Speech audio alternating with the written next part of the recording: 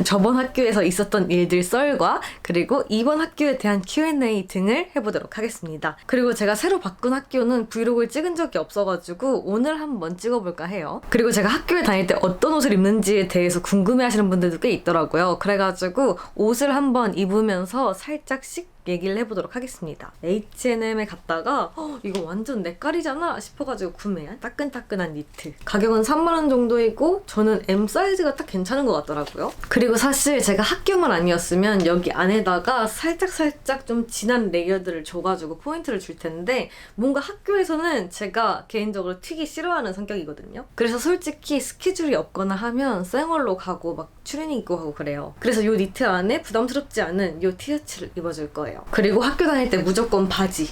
그리고 제가 다니던 학교를 바꾼 이유도 궁금하신 분들이 많았는데 일단 제일 큰 바꾼 이유는 첫 번째 학교는 진짜 알아보지 않고 정말 기간에 맞춰서 가능한 학교를 찾아서 간 거거든요. 그래서 솔직히 만족도가 그렇게 높진 않았어요. 그리고 저는 일본 대학교를 가고 싶어서가 아닌 그냥 일본에서 생활을 하고 싶고 뭔가 일이 있으면 하고 싶고 해가지고 온 거잖아요. 그래서 비즈니스 수업이 있는 지금의 학교로 옮기게 됐습니다. 뭔가 이렇게만 입으면 살짝 허전하니까 벨트를 준비를 했는데 이것도 이번에 새로 샀어요. 이건 자라 거. 자라가 확실히 H&M보다 살짝 더 비싸다 보니까 이건 벨트인데 6만원. 이런 니트는 디테일 있는 아이템 할 때 조심해야 된단 말이지. 그리고 목걸이도 약간 보헤미안 스타일로. 짠. 학교 다닐 때는 그냥 편하고 튀지 않는 게 최고야. 머리는 사실 묶고 싶은데 어떻게 할지 고민입니다. 그리고 여러분들이 잘 아시겠지만 제가 많은 학교를 막 돌아다닌 건 아니잖아요. 그렇기 때문에 딱 2가지 학교를 경험한 제 경험을 토대로 얘기를 한다는 거 참고해 주시고, 그리고 제가 첫 번째 간 학교는 일반 어학원 코스였고 지금 다니는 학교는 비즈니스 코스이기 때문에 살짝 다르긴 해요. 예를 들면 어학원 코스는 어학원 친구들끼리 친목을 다질 수 있는 그런 행사를 좀 많이 하려고 하는 것 같더라고요. 약간 3개월에 한 학기인데 3개월당 뭐 한두 개씩은 있는 것 같은. 제가 저번 학교에서 소풍 가는 걸 2개 정도 올렸었죠. 그리고 지금 학교는 비즈니스 위주 학교이기 때문에 아무래도 소풍 같은 건 없어요. 그치만 비즈니스에 관련된 것들 있죠. 일본에서 실제로 이 학교를 졸업해서 취업에 성공한 그런 선배들의 이야기를 듣는다든지, 또 취업이나 비즈니스에 관련된 상담을 할 수 있는 특별 부서도 따로 있어요. 그래가지고 비즈니스 관심이 있으신 분들은 아무래도 지금 이 학교가 더 맞지 않을까 하는 생각입니다. 뭐 그런 거 말고도 교회 활동이 있긴 있거든요. 근데 이게 소풍 느낌이 아니라 예를 들면 뭐 학교 근처에 시설을 탐방한다든지 학교 근처에 있는 진저를 같이 간다든지, 얼마 전엔 서예 배우는 거나 다도 수업 이런 것도 했는데 저는 참가하지 않았습니다. 그래서 말하는 건데 제가 사실 이 학교를 3개월 다니면서 처음으로 외부 활동이 있는 날이거든요. 그래서 오늘 친구들과 함께 브이로그를 찍기로 했습니다. 역시 뭔가 머리를 묶을 거나 스타일링이 살짝 심플한 편이다 보니까 자꾸 머리에 좀 포인트를 주고 싶은 그런 느낌이야. 그리고 우리 학교가 한국인이 진짜 없는 편이긴 한 것 같아요.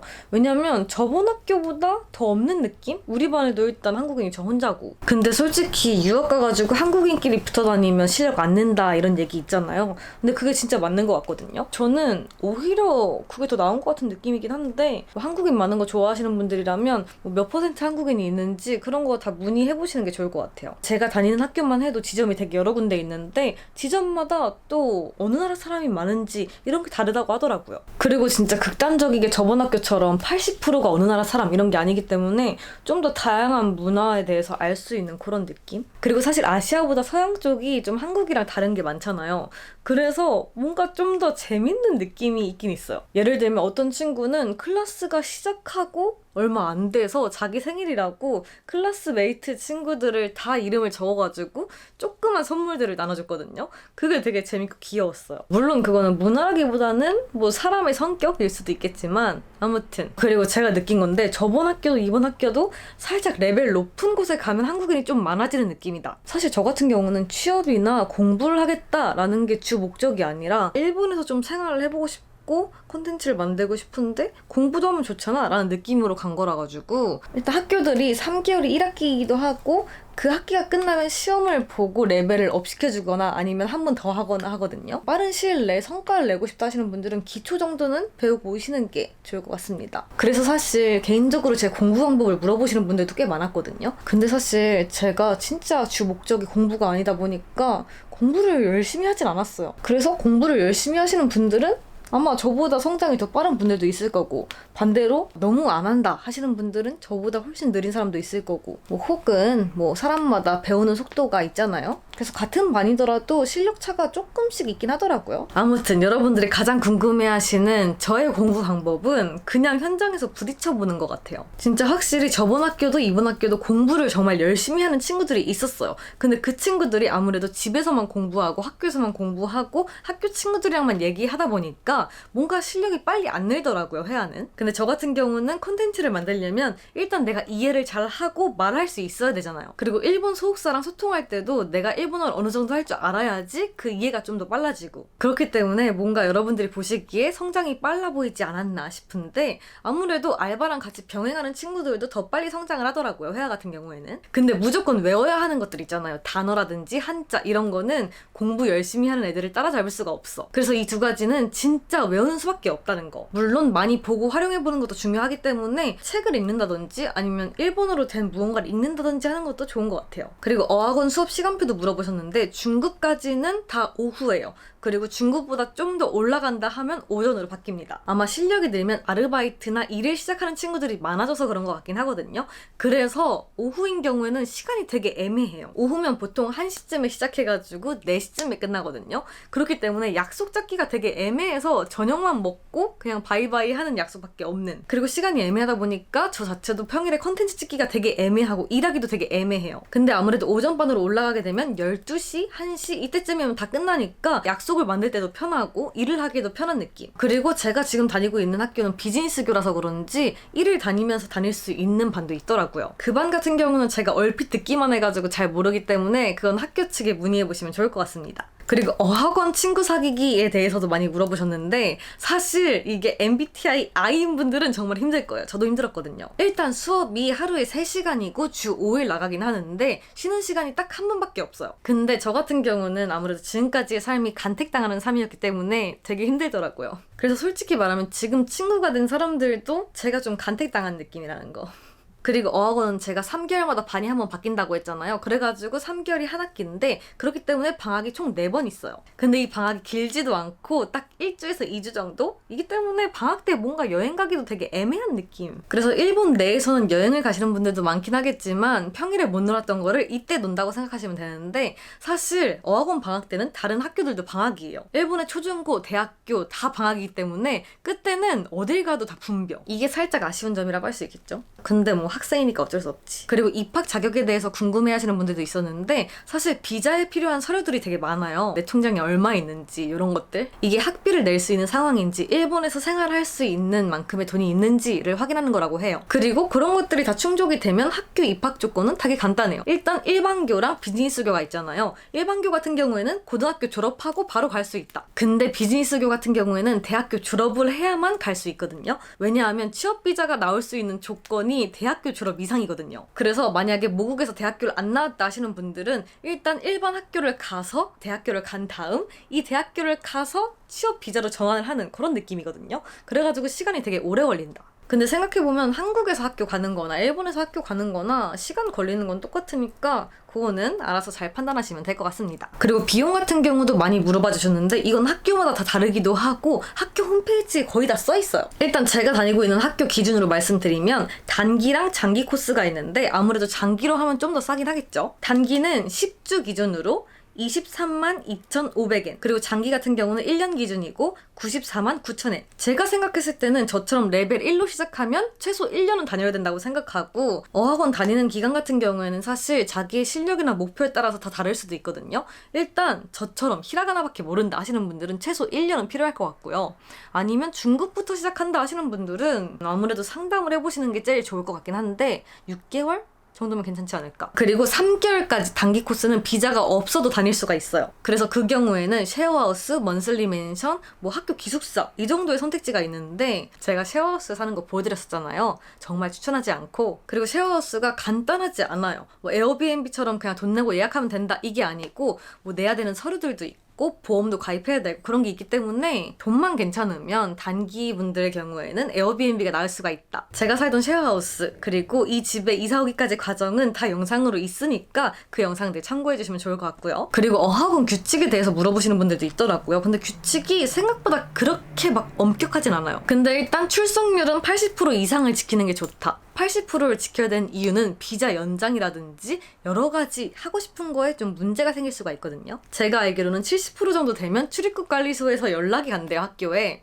그래가지고 조심하시는 게 좋을 것 같습니다. 학교를 아파서 빠졌더라도 출석 인정이 안 되더라고요, 병원 가도. 코로나, 인플루엔자 이런 전염성 있는 병이 아니라면 출석 인정이 안 된다는 거. 그래가지고 만약에 내가 아플 때 대비해서 웬만하면 학교를 안 빠지는 게 낫다. 그거 외에 수업할 때 룰은 교실 안에서 뭐 먹을 거 먹지 않기. 사실 제가 처음에 다니던 학교는 마시는 것도 안 됐어요. 솔직히 어학원 특성상 말하는 수업이 많은데 그래가지고 되게 힘들었거든요. 근데 친구들한테 물어보니까 일본의 초, 중, 고등학교가 다 그랬다고 해요. 지금은 어떨지 모르겠는데 제 나이 또래에서는. 그래서 확실히 저번 학교가 뭔가 일본의 고등학교 느낌이 좀 강했다. 반면에 지금 다니고 있는 학교는 약간 대학교 느낌? 마시는 거는 술만 아니면 다 상관이 없고요. 뭐 간단한 초콜릿 이 정도는 눈 감아주시는 듯 합니다.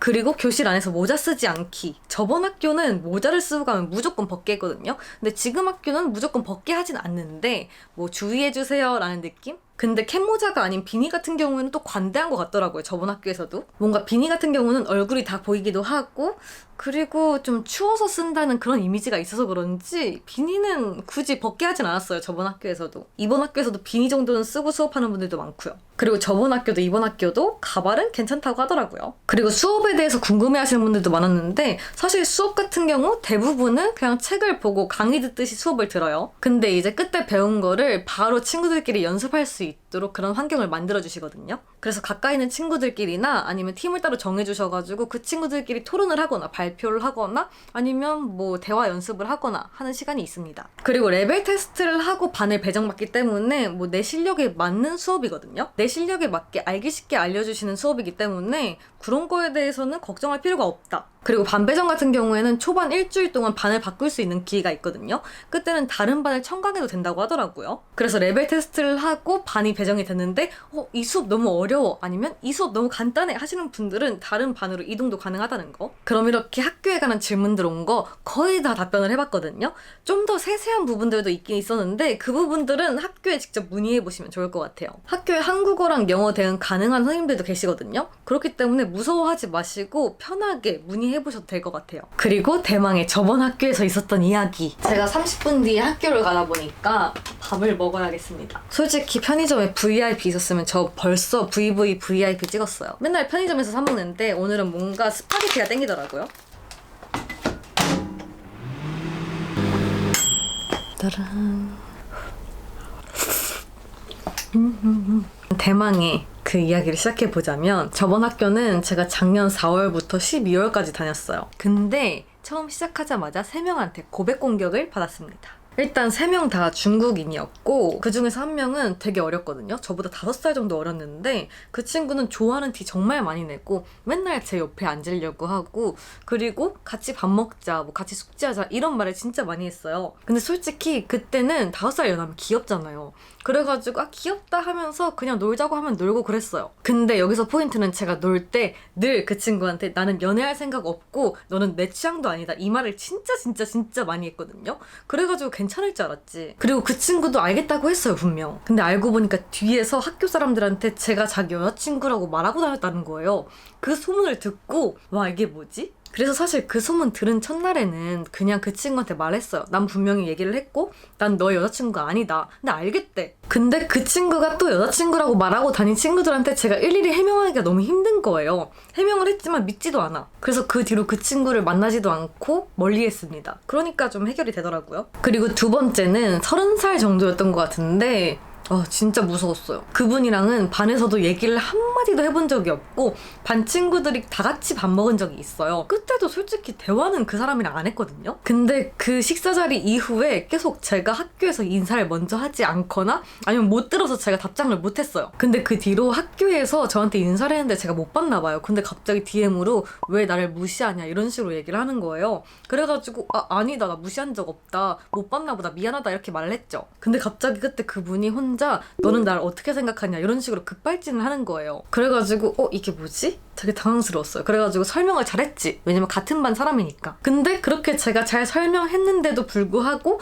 수업 시간에 막 선생님이 질문한 게 있었어. 질문 내용이 뭐 어떤 사람이랑 결혼하고 싶냐 이런 거였거든요. 그러니까 자기 이상형 말하는. 근데 거기에 대답을 내가 좋아하는 사람은 나를 좋아하지 않아요. 이런 식으로 대답을 하는 거예요. 그래가지고 너무 무서웠어. 그래서 최대한 그 사람 쳐다보지도 않고 되게 피해 다녔던 기억이 있습니다. 3개월 동안 좀 힘들었다. 그리고 마지막 사람은 그 두 번째 부담스러웠던 사람이 대리 공격을 했어요. 솔직히 그 사람을 차단하고 싶은 마음이 머리 끝까지 차올랐지만 같은 반이니까 차단을 차마 못하겠더라고요. 그래서 그냥 DM을 원래 잘 안 보는 성격이기도 하지만 계속 안 봤거든요. 근데 갑자기 누구누구누구도 너 좋아하는 거 알고 있냐 나한테 말했다 이런 식으로 얘기를 하는 거예요. 갑자기. 정말 그게 저는 너무 무서웠고 왜 나한테 이런 시련을 이런 느낌이 들어가지고 선생님한테 바로 메일로 말씀드렸거든요. 이 3명이랑은 수업 시간에 자리가 붙어있지 않았으면 좋겠고 팀을 정해주신다고 하면 이 3명이랑은 제발 같이 하지 않게 해달라 라고 말씀을 드렸습니다. 그랬더니 해결은 됐어요. 그리고 3개월이 끝나고 반이 올라가면서 그 3명이랑 뿔뿔이 헤어지게 되었습니다. 사실 그때 이후로 좀 더 학교에 갈 때 안 꾸미게 된 것 같아. 진짜 추리닝만 입고 가고 심할 때는 안경 쓰고 마스크 쓰고 막 일어나자마자 그 몰골로 가고 그랬어요. 엄마도 못 알아본 몰골로. 생각해보면 그 고백 공격이 되게 트라우마로 남았다는 그런 느낌. 근데 사실 그거 말고도 일이랑 학교를 병행하다 보니까 너무 피곤해가지고 그냥 진짜 추리닝 입고 화장도 안 하고 마스크 쓰고 갈 때가 많긴 해요, 지금도. 그래서 솔직히 제가 이렇게 학교를 얘기하고 소개를 하면 저를 알아보시는 분들이 많아질까봐 조금 무섭긴 하거든요. 혹시 그런 몰골일 때 보신다면 모르는 척 해주시길 부탁드리겠습니다. 좀 창피해. 사실 저번 학교에서도 이번 학교에서도 정말 몰골이 별로일 때 알아봐 주셔가지고 되게 창피했거든요. 밥을 다 먹었으니 마지막으로 요 편의점 신상 모찌를 한번 먹어보고 학교에 가보도록 하겠습니다. 뭔가 푸딩처럼 생겼는데 모찌라고 써있어가지고 와라비 모찌인가? 뭔가 일본은 사쿠라에 정말 진심인 것 같아요. 사쿠라 시즌에 이렇게 신상이 되게 많이 나와. 푸딩같이 생겼어. 여러분들 보이시나요? 조명이 꺼졌지만 그냥 저는 와라비 모찌 느낌일 줄 알았는데 되게 푸딩 느낌이에요. 와라비 모찌 같기도 하고. 딱 와라비 모찌랑 푸딩의 중간 맛 되게 미묘한데? 여기 안에 들어있는 팥 안고가 되게 맛있어가지고 팥 좋아하시면 한 번쯤은 도전해보셔도 좋을 것 같습니다. 막 엄청 강추 이건 아닌데 사실 사쿠라 맛이 약간 화장품 맛이잖아요. 아닌가? 어쨌든 시즌 메뉴이기 때문에 저는 하나씩 먹어보는 편입니다. 썩 좋아하진 않는다. 이렇게 배부르게 디저트까지 먹었으니 학교에 가보도록 하겠습니다. 난다께 치무 나마에 난다께 가코이 타누키 가코이 타누키가 나마에の理由なんですか？名前のなんでかっこいいタヌキはかっこいいです。タヌキかっこいいの？